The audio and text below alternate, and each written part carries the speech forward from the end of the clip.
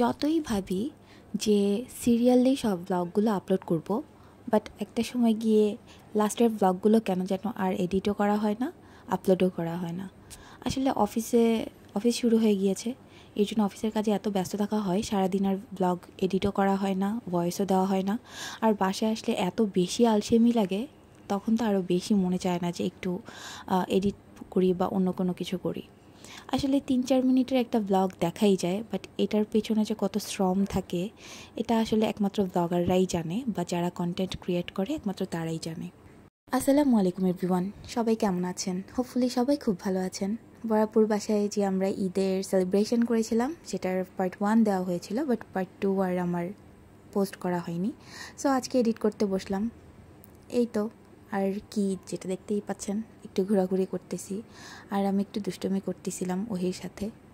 আসলে আপুদের বাসায় থাকলে যে মজাটা হয়, ওই মজাটা আসলে বলে এক্সপ্লেইন করা যায় না, অ্যাটলিস্ট ব্লগে না। 3-4 মিনিটের একটা ব্লগে পুরো একটা 12 থেকে 16 ঘন্টার একটা ভিডিও যখন এডিট করে এটাকে আবার ভয়েস দেওয়া হয়, তখন কি থেকে কি বলবো বুঝতে পারি না। আর এই হাতের রিংটা ছিল মেঝাপুর। সো মেঝাপুকে বললাম আমার চুরির সাথে তোমার রিংটা মিলে গিয়েছিল, আমাকে একটু দাও, আমি পরি। সো আমি একটু পরে ভিডিও নিলাম। আর এখানে ওহি ওর বাবার সাথে কি ব্যাপারে যেন অভিমান করেছিল, সো ওর বাবা ওকে একটু কনভিন্স করার ট্রাই করছিল। তো আমিও সেটার একটা ব্লগ নিয়ে নিলাম। আর এখানে বড় আপু, সরি মেঝো আপু আলুপুরি বানাচ্ছিল। সো আলুপুরি ভিডিওটা তোমরা এর আগে অনেকবার দেখেছো। সো আলুপুরি বানাচ্ছিল আর মেঝো আপু একটু হেল্প করতেছিল, আর আমি এখানে বসে বসে গান শুনতেছিলাম, আর আপু অনেকগুলো মিষ্টি আর আলুপুরি নিয়ে আসছিল। এখানে পহেলা বৈশাখের প্ল্যানিং চলছিল যে কে কোনটা পড়বে এবং কোথায় সেলিব্রেশন হবে পহেলা বৈশাখের। সো পহেলা বৈশাখের ব্লগ তো অবশ্যই তোমরা পাবে। আর এই তো আমরা সন্ধ্যাবেলা সবাই একটু মজা করলাম, নাস্তা করলাম, অনেক বেশি আড্ডা দিলাম, পয়লা বৈশাখের প্ল্যানিংও হয়ে গেল। রাতে ডিনারের টাইম হয়ে গিয়েছে। সো আপু আবার সব খাবারগুলো চাল দিচ্ছিল আর ডিম ভাজি আর আলু ভর্তা করেছিল। তো আমি আপুকে একটু সাহায্য করছিলাম খাবারগুলো টেবিলে সার্ভ করে। আর এখানে ওহি বলতেছিল যে জীবনের ফার্স্ট একটু কাজ করতেছে, সেটার জন্য আবার ভিডিও করতেছে, মানে কি আর বলবো। আসলে বুঝলাম না ওরা আমার পিছনে কেন লেগে থাকে, I have no clue actually.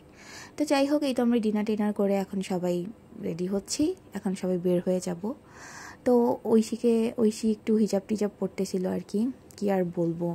তার বাবার ভয়ে সে হিজাব পরে, আসলে সে হিজাব পড়তে একদমই ইন্টারেস্টেড না। বাই দ্য ওয়ে, এই ভিডিওটা যদি ভাইয়া দেখে আর ঐশী দেখে যে আমি এটা বলেছি, তাহলে তো আমার খবরই আছে। তো এই তো, কি আর বলবো।